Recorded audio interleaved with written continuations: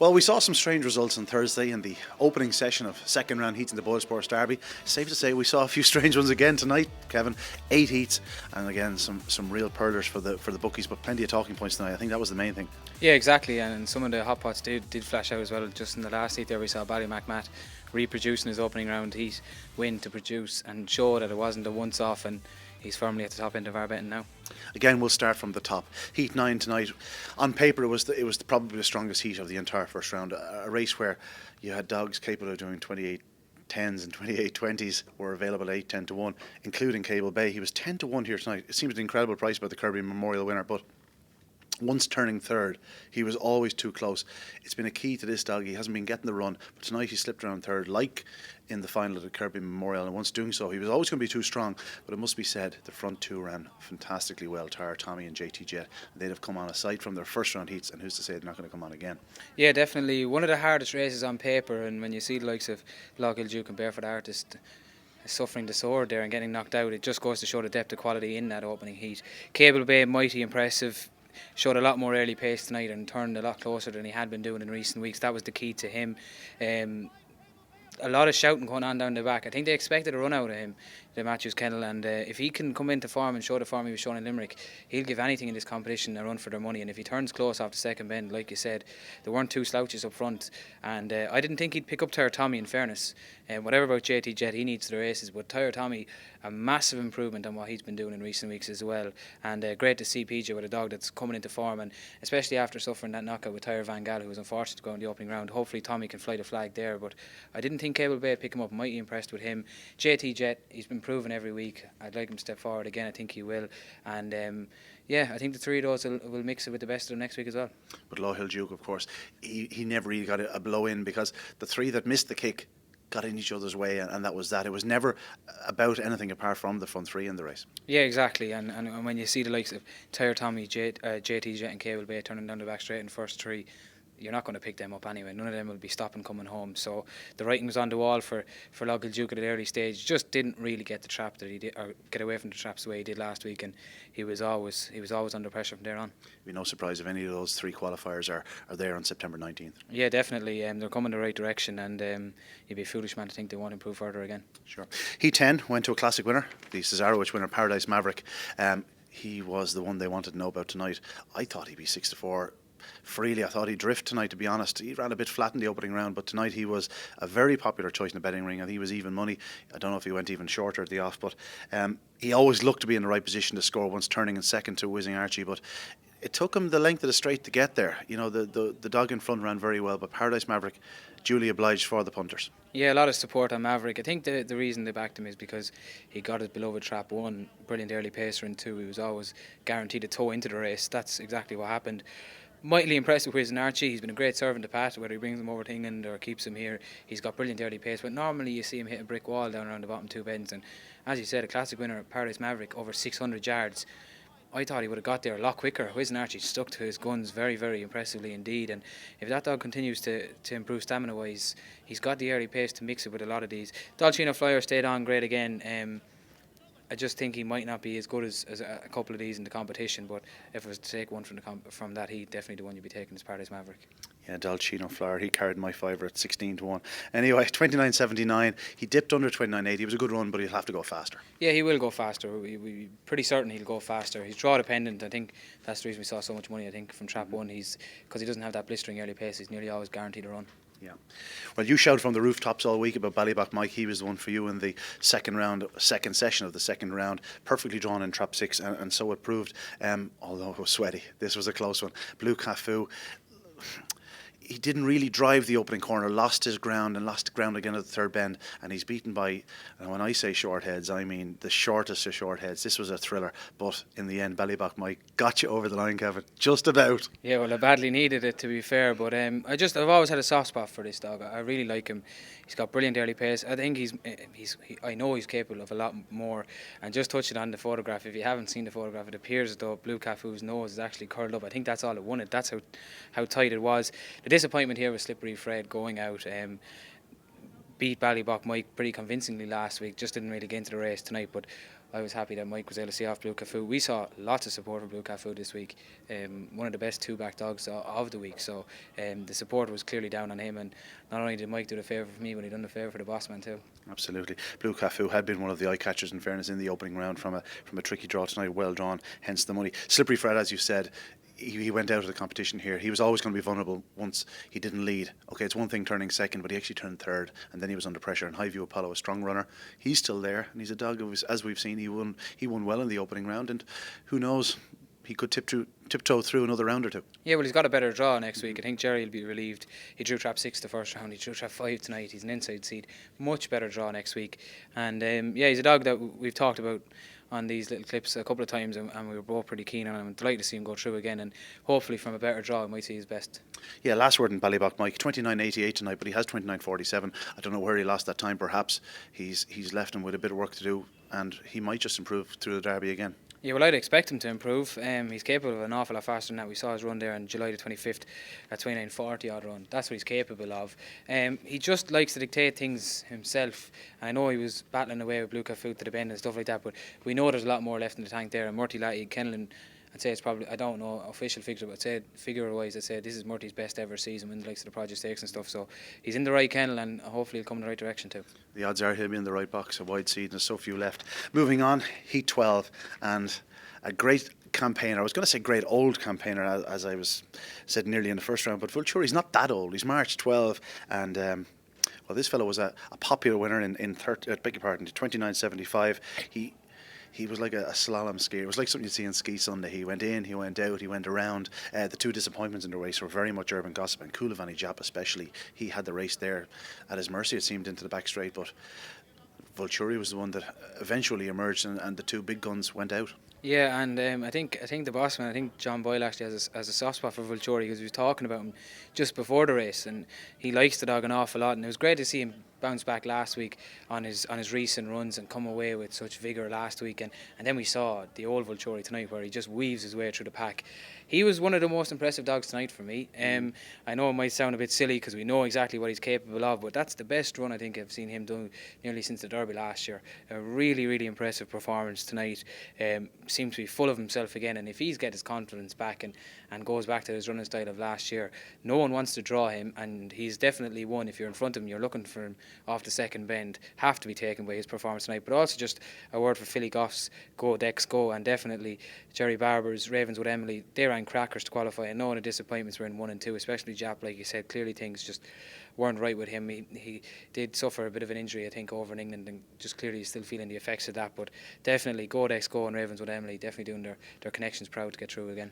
Yeah, those in Godex Go, the big price, got a thrill down the back straight when he struck the front, went past Kulavani Jap, but then all of a sudden you look behind and there's the Errol Flynn type character, swashbuckler, Vulturi arriving with a rush. You could see him in a silent movie coming down a sail or something in a pirate movie, but that's the sort of dog he is, and for that reason he is so popular. Yeah, exactly, and no one wants to draw him the next round, and unfortunately JTJ has drawn him, so I'll be watching out for him off the second bend. Heat 13, unlucky for some, but lucky for backers of ROCKYBAY Yank. This fellow looked perfectly housed. At the same time, I thought he did need a bit of luck, but he had it. He was in the right spot at the corner, forced his way through, leading off Burgess 4 and TYRUR Hagler. As it was, Triangle Jamie came through for second, but ROCKYBAY Yank did it well. He was in the right pitch and made the most of it.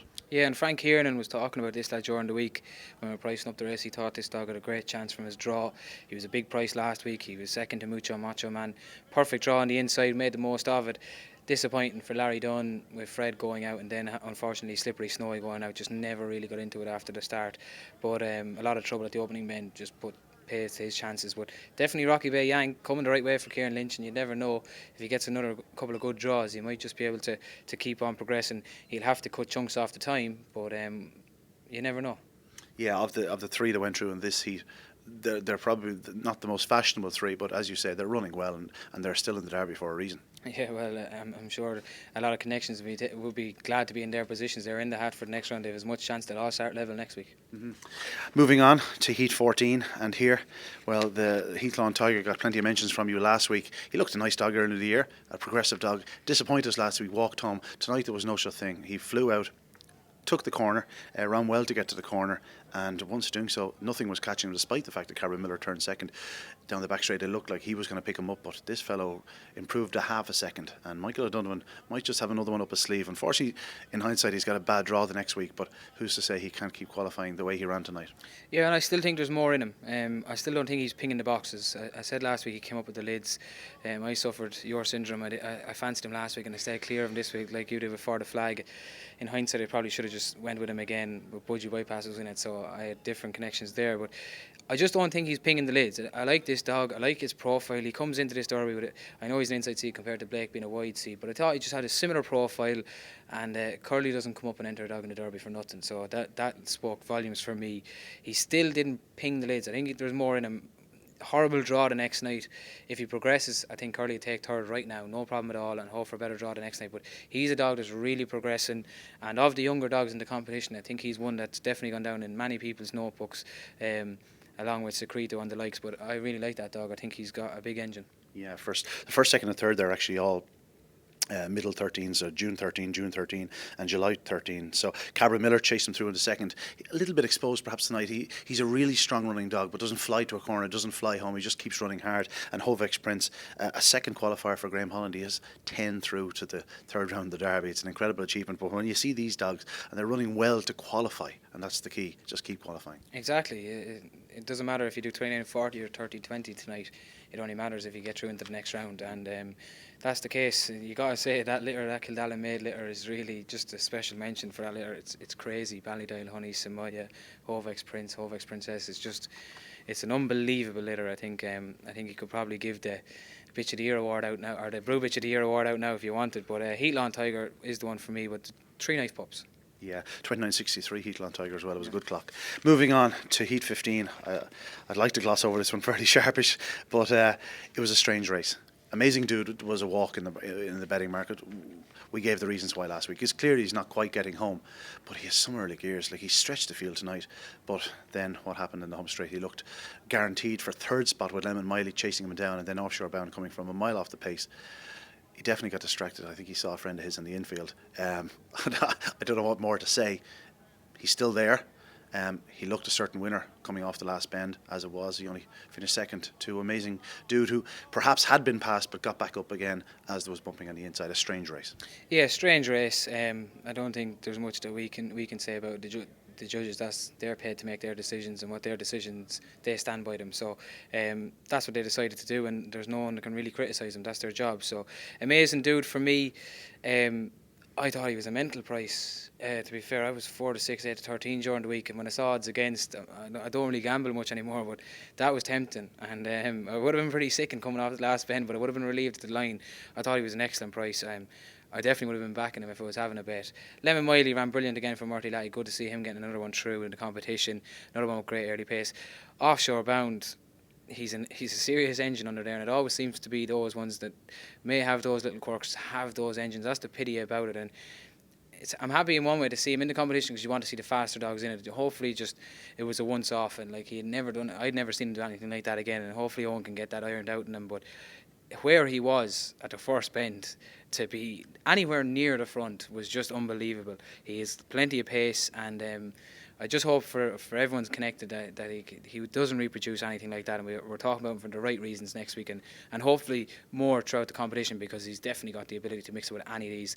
Amazing Dude, he's paddling off the last bend, but if you are looking for something out in front, you won't need to look too far. I'd love to see him if he draws FARLOE Blitz at one of the rounds going ahead. I think Blitz probably just shades it, but it would be good just to even open betting who leads the third bend. Yeah, in hindsight, we know that Amazing Dude facing his first real stiff test next week. He's got 2 or 3 massive finishers in against him, and that'll really test him. In fairness to Amazing Dude, he did 29.70 tonight.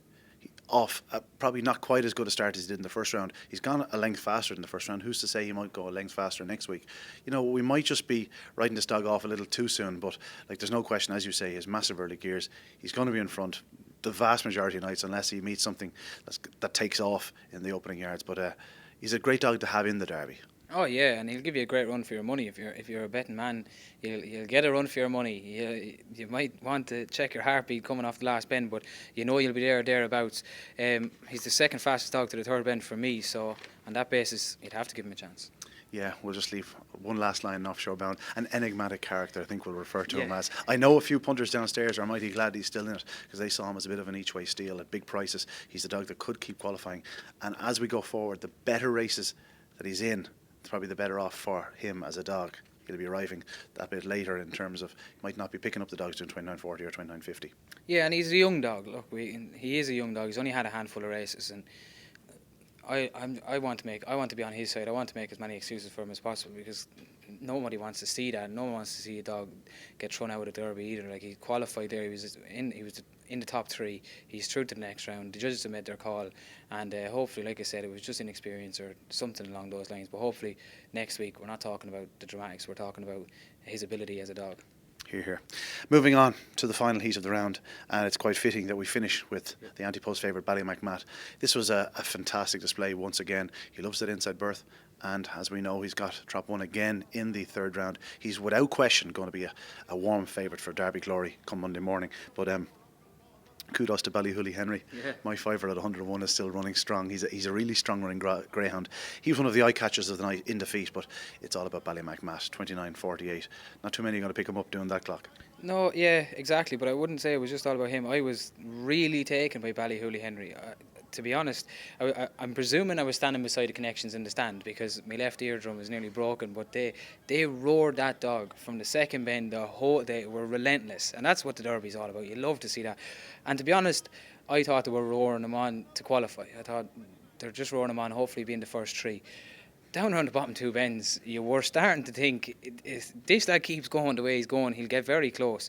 He was a lot further behind at the second bend than he was at the line. Yeah, no question. Yeah. And that coming from behind a dog who we've known him over 600 yards to stay and win competitions over 600 yards, without question, the performance of the night of all runners-up or dogs that didn't win has to go to Ballyhooly Henry. I just was blown away by him. I never saw that coming. And when Matt turned off into the back straight, I was saying 8, 10. This is how far he's going to win by. The clock was there. Everything was there. Look, he's going to be 6-1 favourite now, I think, in our book. He's brilliant performer. He's drew Trap 1 again. It appears on paper as though it's a straightforward task. If he starts like he did tonight, he'll be race over the first bend again. Liam Dowling, the hottest kennel in the country at the moment in Ireland, as we saw with BALLYMAC Bonnie, clearly a dog going the right way. He's the one to beat now.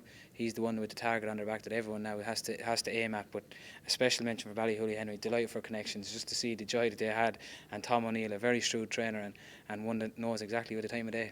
Absolutely. Third there, Uncle Paul. He'd be a dream to own. Very versatile dog. Second to Cullen, and he's now in the third round of a derby. He's a dog you could throw at anything. Yeah, and just a special mention as well to connections of Uncle Paul.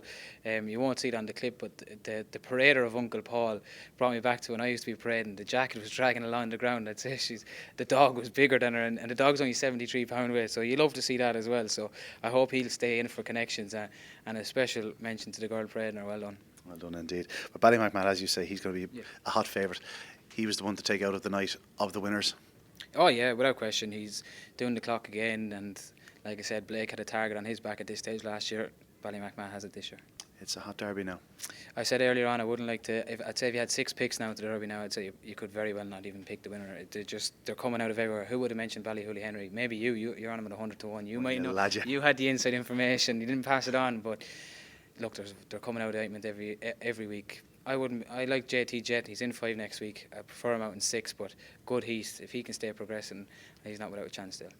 Absolutely. The derby dream's still there for your father. Still there, and Price's lassie, she ran fierce well behind FARLOE BLITZ last week. She's only had a handful of races this year due to injury, and if she improves further, don't rule her out yet.